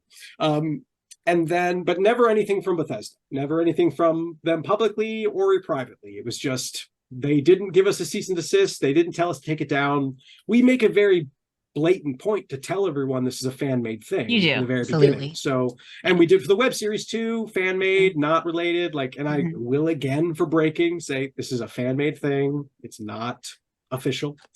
And essentially what happened is with season 1 of the web series, we went to Indiegogo. We asked for 20 grand, 20,000, because we thought that's enough to do what we've written. And we got 60 grand because people wanted us to do a lot and they saw the original fan film. So we were like, incredible. That's great. We have more money than we thought. That is one of the reasons why we were able to afford Doug Jones and the Eastwood set and things like that. Because and that hat alone, I mean, raised the bar. Oh yeah, that was at least $1,000 alone right there. Yeah, right. So we got a decent chunk for that first web series for the first season. And then when we did the same thing, we went to Kickstarter for the second season because at the time Kickstarter had essentially secured itself as the most secure or safe or like professional version of a crowdfunding, the most trustworthy, even though they all still work and operate the same. And so we did that and we asked for 60 grand because that's what we got for season 1. So we figured we'll ask for that again and go from there. And we got about 130 grand in the end. Wow. And that also incredible. Didn't expect it. But what happened different this time compared to the other times is the day we passed 100 grand and we were like at 101 grand for season 2. I got a phone call from Pete Hines directly, who at the time was the VP of marketing at Bethesda and obviously went even higher up in the chain before retiring last year. Right. But to get a call, and at that point, I knew who he was because I knew who Todd Howard was. I knew who Pete Hine was. I knew, the big players at Bethesda at that point. So to see, and this was also back when caller ID still showed the name of the number. So I remember like seeing Pete Hines show up on the phone and I'm like, what? And it was an immediate stomach drop. Like, oh, this is it. This is him saying, you're done. We're going to send you a cease and desist. You can't do that. And instead, I say instead because obviously we did it. He was extremely nice on the phone. He essentially confirmed that Bethesda likes it but can't publicly support it. So they won't shut us down as long as we don't make a profit. We can't sell DVDs and t-shirts after. Okay. He says anything that's a perk on the crowdfund is fine. But after that, we can't set up a shop that sells it on DVD or anything like that. We never planned to. It was like we already understood we can't make a profit off of a property we don't own.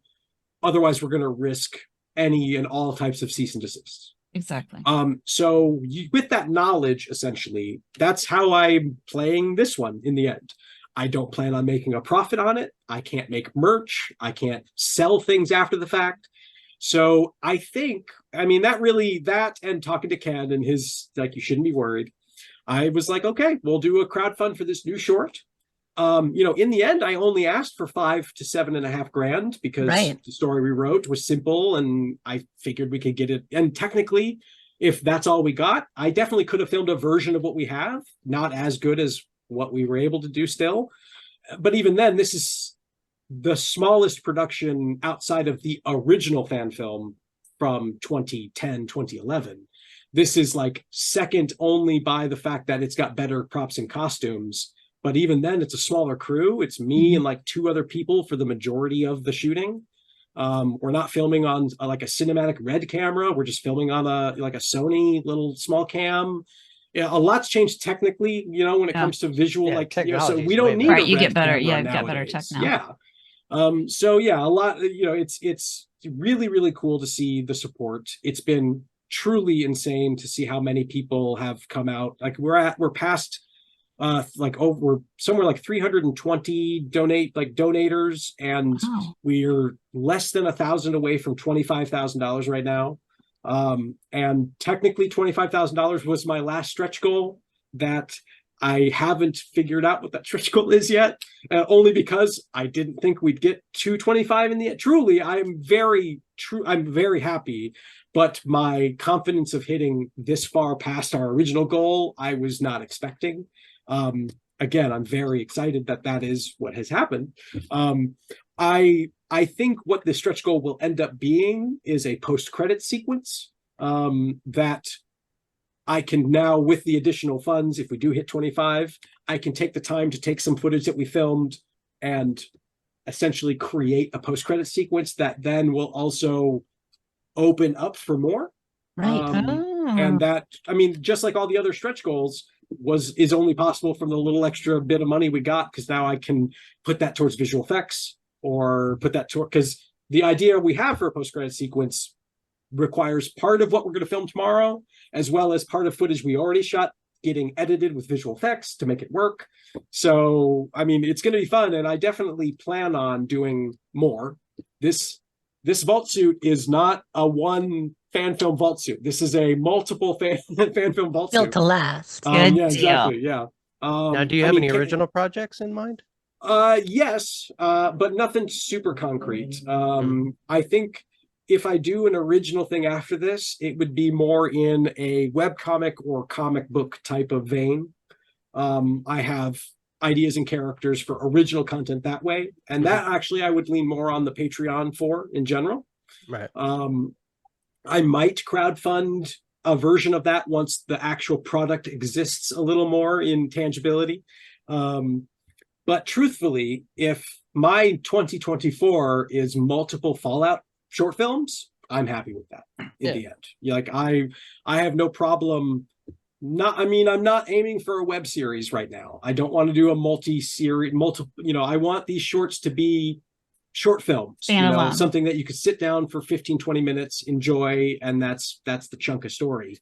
If, we do more than this one after the fact, they will continue the journey and not necessarily be linked or anything, but they will, it will be a continuation in the end. But and maybe, who knows, maybe then we'll start to see more returning characters.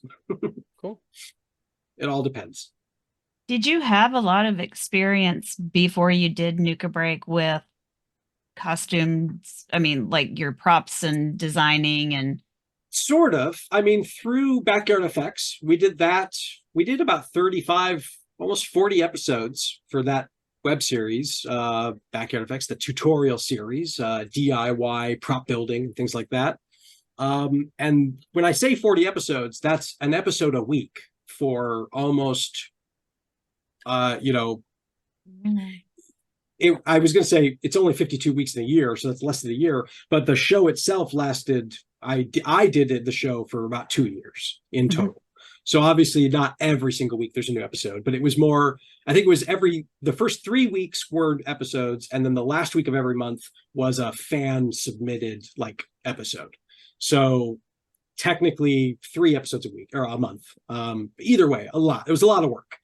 because it was also just mostly me doing 90% of the prop builds by myself with the camera over my shoulder, and then a couple buddies helping film some hosting stuff. And then, it gets all edited together.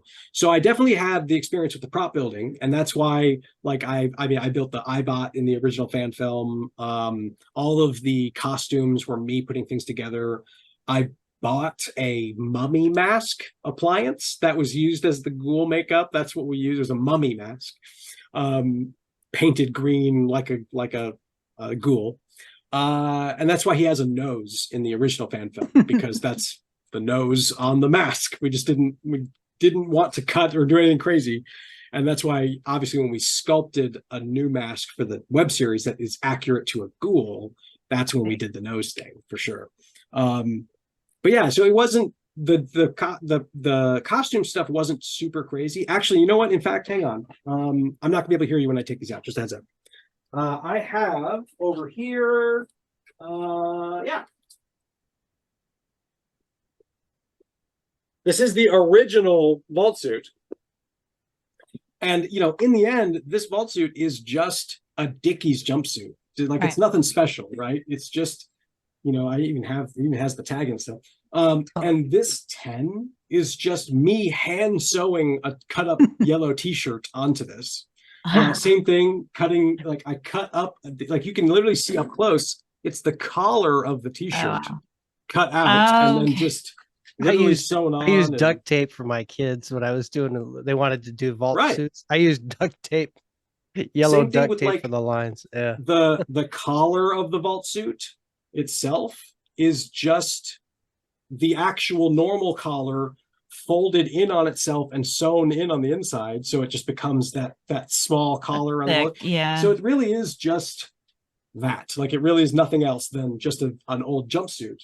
And so having Katie have the ability to make me a lore accurate vault suit out of materials we went to Joann Fabrics to buy, is a dream. Because now, not only did she do the original work on our original series, but now, since then, she's worked on The Mandalorian. She worked on Bill and Ted. No, she worked on Mandalorian. She worked on Mel Brooks's History of the World Part 2.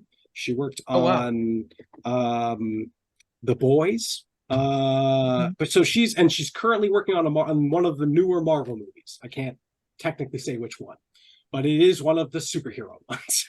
And so when I reached out to her, I was like, hey, I need some costumes. I'm doing a new Fallout thing. I'd love to work with you again. And she was like, oh, I'd love to, but I'm really busy right now. I'm not just working on this new movie stuff, but I'm working on a wedding dress for somebody else. So she was just slammed. She was like, I can't do costumes for you. I'm sorry. And I was like, technically, I just need the one costume made. I just need a vault suit. And I sent her pictures of the Fallout 4 vault suit, as well as all of the screenshots from the Fallout TV show that have been released of Lucy in her vault suit, as well as whatever other behind the scenes vault suit photos that were out there. And I got a response like in 15 minutes where she was like, wait, that looks super fun to make. I'll definitely be able to do that. And so, then when we were getting the fabric, she was like geeking out about the little like ribbings and all the little details and how the leathers, like, the layers and all this stuff. So she got really excited about it, which is great.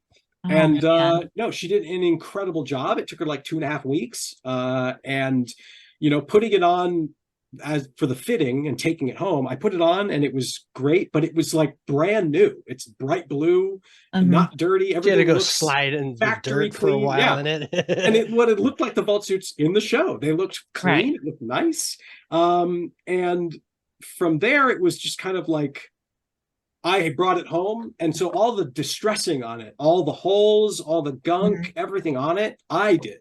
Did it kill you to do that? To it was start terrible. Tearing it up after she made it? I did it. I actually streamed it during the stream. So I was like, because I want to do a lot, but it was genuinely like, I felt like I was painting over a masterpiece already. It definitely felt weird, but at the same time, it wouldn't make any sense for it to look brand new by any means.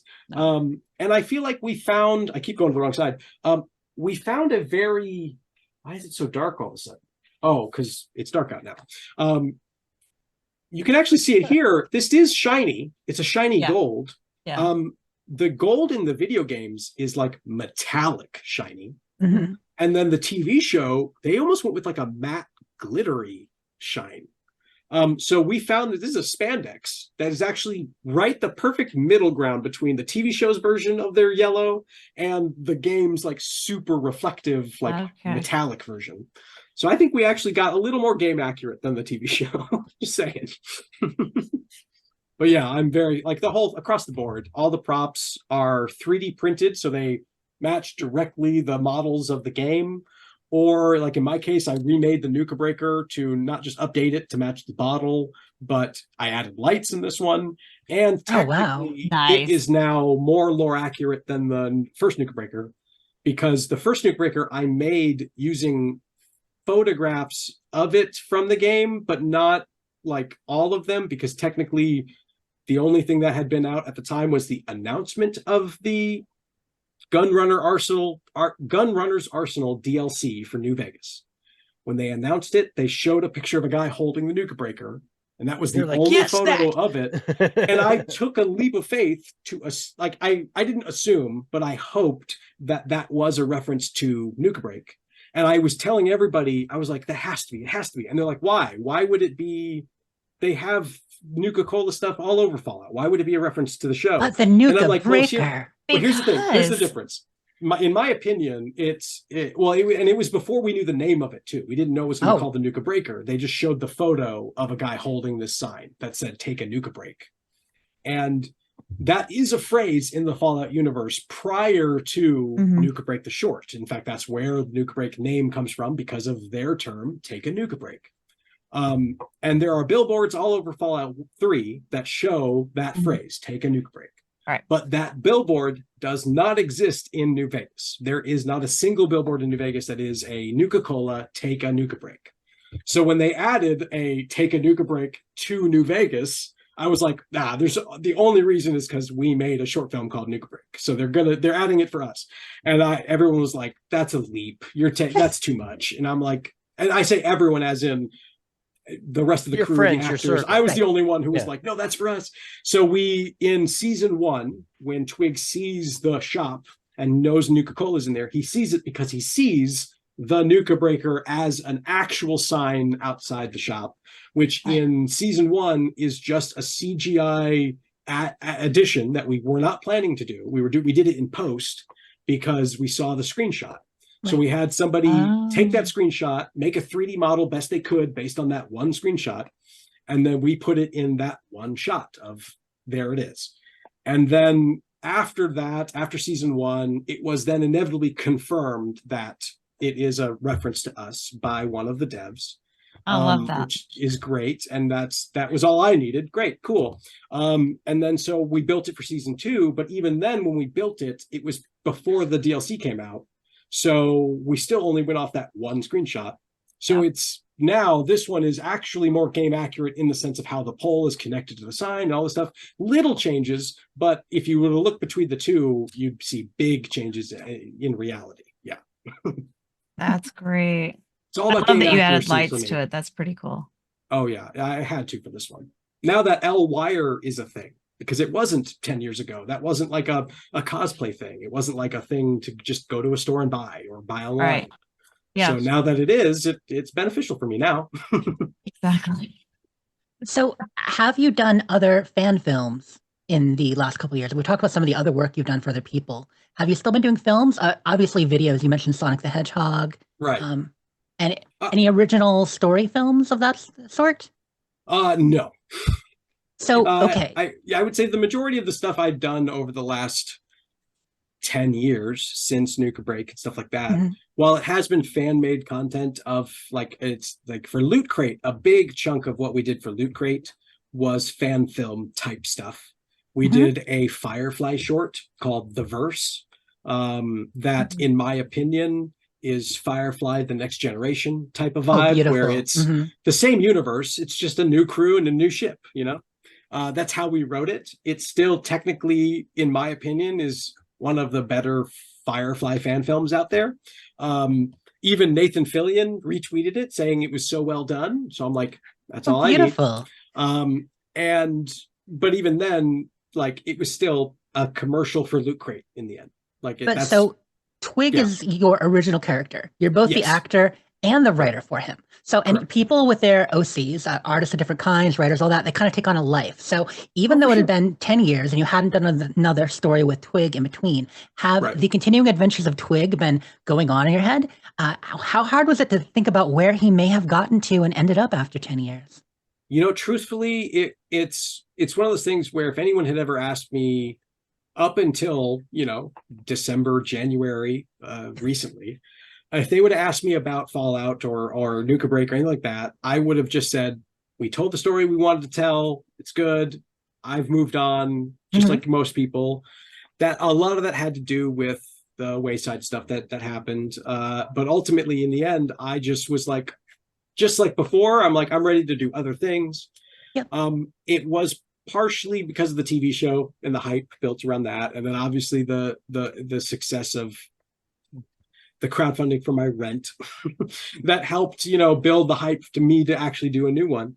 Seeing the love from the fans kind of brought it back. And so seeing, you know, and so really it's only been recently where I've considered what has happened over the last 10 back into that headspace life. Yeah.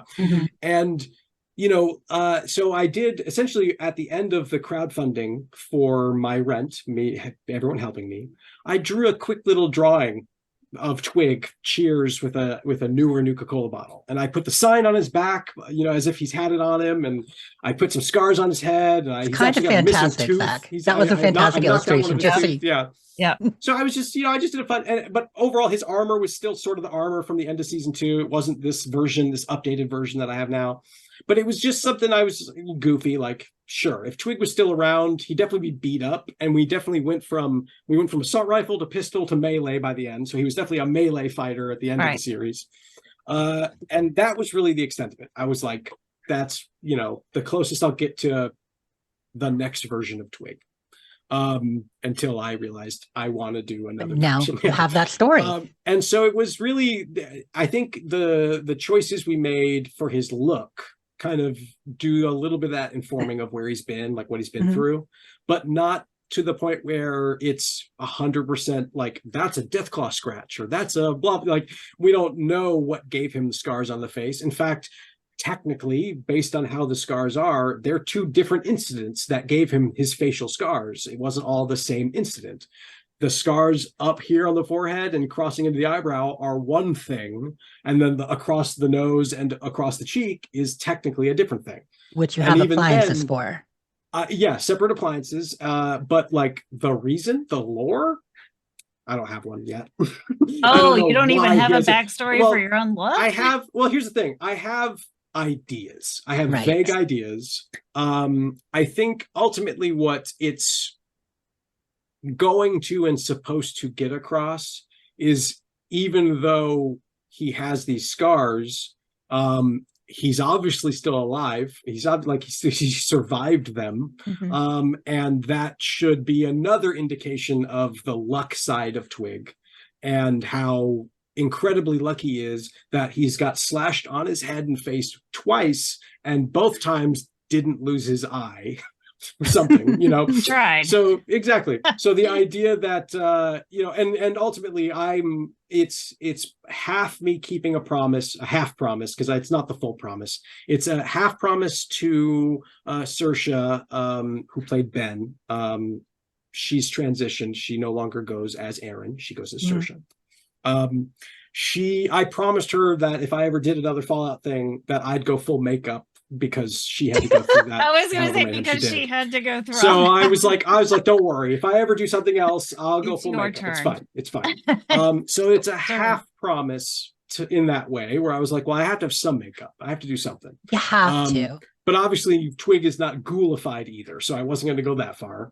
So really it just came down to wanting, without having to share a backstory, without having to bring up, you know, and talk about the last 15 years ad nauseum instead of the one story we want to show, we picked to do things like that visual, where it's implied a lot of shit's gone down, and you know, the look tell the story. Right. He's And kind of the way the makeup works now, it goes into the hair, so it looks like the scar goes I saw past that, here, yeah. and it looks so cool. I love it. It does. he's a Well, little you bit know, West Coast Moira Brown and indomitable. Right. You know what I mean? Keeps getting Right. back up again.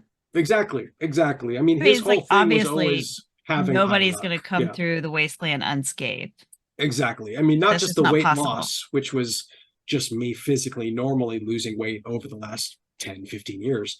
But the idea that, he's a scrappier version of himself. He's, I've been through stuff, but ultimately the reason why he has the scars is because he's melee for the majority of what he does. Yeah. He's carrying around the Nuka Breaker after he left season 2 walking to the sunset without it. And at some point picked it up again or found another one. I haven't decided, but either way, it fits in mostly because it's the cool weapon from the game that I definitely want to put into my short film. And that's the only reason you need. So I know we can't keep Zach forever. I'm here as a guest too. I had one more question myself about the name, if it hasn't been covered. Nuka Breaking. Yeah. Okay. Now, there's part of me, I saw, has Twig become eco-conscious? Because I saw you're drinking from that polycarbonate bottle anymore. Is he still going to smash his Nuka bottles when he's done? Okay, well, to be fair, so I definitely, we got the glass ones for sure. Like I'm going to be using the glass ones, but it is more. I actually have. Let's see if I can. I don't know where they are. We do have some 3D printed bottles, like resin printed bottles that we could technically toss around. That I'm not as worried about the actual glass ones. No, well, breaking it's kind of a twofold thing. It's one because of Fallout Nuka Break. So there is somewhat of a crossover to the name. It's similar. But also it should resemble the kind of theme that's happening a little bit here. There's, without getting into true plot type of, details or spoiling anything, the narrative that we are sharing and telling in this with Twig is he's at a breaking point, not the breaking point, not end of the rope type of, everything's over. But there's definitely, again, I don't want to spoil anything, but there's definitely a theme you'll see throughout this that in the end does get resolved. Like it is, I'm not going to say it's a sad ending. It's a happy ending in my opinion. But it also, hopefully the goal is to show, how the wasteland can affect people.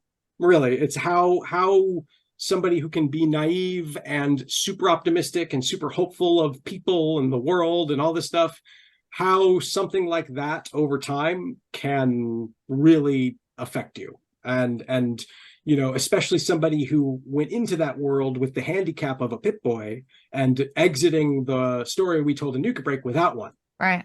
So what has his life been for the last 10 years? Just like everybody else, but now having to actually live like everyone else without that type of handicap. How does that affect you psychologically and things like that? So, I will say the trailer's pretty ominous to some degree, but Twig himself is just essentially no longer naive. He's still the same guy. He still wants to be hopeful and wants to be optimistic, but actively understands how the world works now, in the end. I like that. I think switching it up. I want people to go, oh, Zach can actually act. Oh, that's cool. I think we saw that Zach could act in the first one. It was a little goofier back. It was a little hammy back then, for sure. It was very Fallout. True. Yeah. I mean, that was our goal the whole time, but I get why people, I cringe at my own acting all the time though. So that's just me. Doesn't everybody? Even in this new stuff, I'm like, isn't it great being your own editing and deciding, best take? Right. But at the same time, having to watch over and over again, I'm sure. But cool. Exactly. I was really curious about the name Breaking. I assumed the connection, but I wasn't sure if there's something further. Right. So that's neat that it refers to kind of the psychological, not necessarily state, but predicament that a person finds themselves in after all this time. Right. Happy-go-lucky, optimistic, but dealing with reality now, which I'm sure, we all have as time goes on. Well, especially for an optimistic person, I feel like maybe those negative people in the wasteland are probably have it a little easier because they're like, well, of course this happened because that's what I expected. Whereas the optimistic person is like, no, this wasn't supposed to happen. Yeah, and that's really it's that's you're kind of talking about the difference between 10 years ago Twig and present day Twig. Twig nowadays, he gets it. Even though he wants things to be different and tries to do certain things still, you know, in a certain way, still tries to be an honorable person. Totally, essentially no longer sees black and white. It's all gray to him at this point. Yeah. And that's, you know, I definitely, there are points where we do tease a little bit of his past. We don't get into details, but it is talked about for sure. And there is hopefully a good understanding and mood shift into why Twig doesn't like to talk about his past.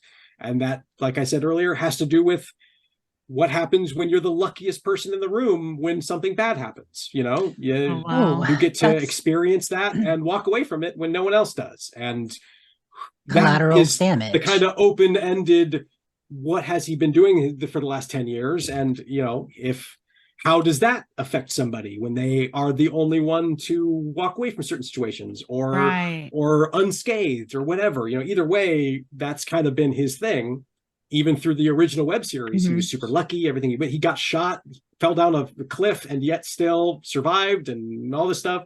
So yeah, so that's part of it too, because it's one thing in the greater story of Nuka Break to have him be naive and lucky, but to really put the plot idea of somebody who is that lucky, how does that affect 10 years of events to somebody? You know, how does that change you as a person when you realize you're still alive when everybody else or everything you've been through has been not great? You know, that's the wasteland. It's also Fallout too. It is. But I could see that leading to some lonely moments. Yeah, I mean, there's also the question of, you know, and I mean this, I'm saying this because I haven't decided yet. I'll be honest. You know, why is he alone? Is it a choice or is it a circumstantial because of what's happened over the last, who knows? You know, that's also sort of the stuff I'm leaving kind of for interpretation for how people want to take it based on the story we're telling. Excellent. That's really cool. So you're back to doing this. You're also streaming now, a streaming progress update, stuff you're doing along the way, some gameplay. You joined us for the C3 convention. You did some streaming for that and stuff. Is that something that's going to be continuing for you too? Yeah, especially when it's paying my internet bill. But no, I mean, really though, I didn't expect people to. I shouldn't be surprised, I guess is the best way to put it. But I genuinely didn't expect people to want to watch me play games. I am playing Fallout for one thing, so obviously there is that crossover. There is people who knew me from Nuka Break who want to watch me play Fallout. I get that. And that is mostly what's going on in the sense of what the audience. And it is actively become something that, because it's helping me pay bills right now, especially since I just got a new job literally like this week. So it has been helpful, extremely helpful, but also super fun. And I say that because up until this point, whenever I would stream, I'd have people in a chat, sure, but one or two people, you know, and they're chatting every 15, 20 minutes. So I'm like, you know, there's no real engagement, you know, it's just playing a game, talking out loud and getting one or two comments every once in a while. But now I have an active chat, and that's a very different experience for streaming because it's a constant, like I'm having a full conversation with 5-10 people and playing the game and they're like you're building fun. a community. I'm loving it. It's so much fun. When that gets going, it becomes a very give and take, and it's really fulfilling. So I'm glad. So you're having a lot of fun with it as well as benefiting. That's great. So that will continue, most likely. Time allowing. For sure. Yeah, exactly. Time. In fact, I was thinking, should I stream tonight? But I still got to paint this guy and put things together. So no, I won't be streaming tonight. But you gotta shoot tomorrow. I definitely will be filming or streaming pretty frequently from this point forward. I am really looking forward to both the 76 update that's coming with the map extension, as well as the next gen update for 4. I'm going to be on that immediately. The problem is the mods are going to take forever to catch up when it comes to working with it. Yeah. And so my real question is, do I want to start a fresh next gen run for the sake of it being next gen and looking pretty and moving better or whatever? Or do I wait until the mods get fixed and use like the Nuka Breaker mod in Fallout 4 may things not like that. be that long. It may not be that long, especially on console. I mean, we'll see. It really comes down to how quickly the modders want to update their stuff. They actually said that PC players probably won't notice much difference. It's mostly for the consoles. True. This next gen update doesn't really affect a PC when the PC's always been able to kind of keep up with it'll affect them in terms of mod dependencies and such. You know, there is that. There's less mod dependencies on console, which is good. You know, but the new native application, how much won't jive? It's funny, but I imagine that unless they bring in the whole new creations, which doesn't sound like, because they're talking about the new pieces as being Creation Club, not creations. Right. But I have a feeling without bringing that in, it may actually be the most seamless on PlayStation. I don't know, but because there are no external assets and not doing as much, Right. PlayStation should be the best one, but at the same time, I want to play with the Nuka Breaker, so I'll play it on Xbox. I'll wait. Absolutely. Or truthfully, next month, I more than likely will be able to do it on PC, so I'll be able to do the Nuka Breaker mod regardless. So, yeah. Well, and I'm hoping that means that Fallout London won't be, you know, they won't be that delayed then. Hopefully. Because I was really looking forward to playing that next. Honestly, I have a feeling they're delayed on purpose just because of the. Well, they're doing it to make sure that they're compatible.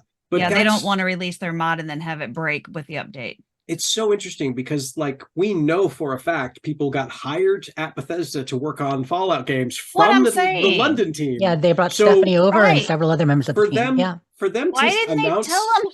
That's what I mean. For them to announce the next gen update, that like 2 days after the already had been announced for over a month, like they knew when they were going to release. It's like they could have given them a heads up and been like, weird. Guys, hold off. Like that's so weird. The team was fully aware that, you know, the date, there was a big chance of it being right near the launch of the show. And like, there was a good chance of it changing. Oh, true. Yeah. But still, they had to have known. At least nobody could have given if they launched it during the London show, people they would have had a heads up. They would have had like a week to fix it before their launch if it did come out when the show came out. Right. But 2 days after the announcement, it was weird. But anyway, I definitely plan on streaming for sure. I love doing it. Really, it's a lot of fun. I used to stream drawing art all the time, and I probably will go back to that as well as part of, like, once a week I'll do an art stream or something. Yeah. But it really is it's very clear that the Fallout gameplay is what brings in people wanting to watch me play, which is I'm fine. Like I at first was worried, not necessarily a negative way, but being kind of pigeonholed as the Fallout guy, the Fallout whatever. But now I'm like, why not? Let's do it. For more. I will be a Fallout content creator. Let's do it. Absolutely, because you can do plenty outside of it still. It's not like it's going to be typecast. It's nice to have a niche. Yeah. Plus, again, I'm very fortunate and privileged to have the pseudo foundation fans from Nuka Break to come in and help me kind of kick off this second entry into the Fallout community. Well, we're excited for it. I'm excited too, for sure. I bet. Anybody got anything else? We can let this guy go eat dinner. Have we let Zach say everything you want to say? Anything you wanted to say? You got any plugs people to follow? Yeah, exactly. Where they should follow you, what you want them to get out of this. Right. Your email, your Twitter, all that happy horse shit, you know? Right. Well, honestly, what is it? Linktree / Zack Finfrock is my link tree. It's all my stuff, all my socials, my YouTube, the GoFundMe for this project. It's all right there. Including my Patreon, or is it's linktr.ee / Zack Finfrock, whatever the short version of it is. And you know, I've decided, even though I am working and got a normal job and things like that, my normal job is still in a creative position. I'm still doing what I do. I'm again very fortunate for that. And it, you know, my decision that I made when I did the Patreon, as well as starting this fan film, was that I was done doing I'm done making the best thing I've made for other people. Because after Nuka Break, everything I did after Nuka Break, I kept thinking was the best thing I'd done since. And yet no one knew I was the one doing it. It was always Loot Crate, it was Sega, it was Hot Topic, it was whatever. You know, it was that company got and I'm not in it for the praise. I'm not in it, you know, for fame or anything like that, but I am in it as an artist for recognition. Yeah. I am in it, so people are at the very least aware. What's your name that on it? I'm the one who did it. Yeah, exactly. Like Yeah. there's a couple Sonic YouTube videos that did really well that I did, only that I was the sole person to do them, and yet all the comments are, the Sega team or this and that, like all this stuff, when it's just me in this apartment filming with toys and stuff. Yeah.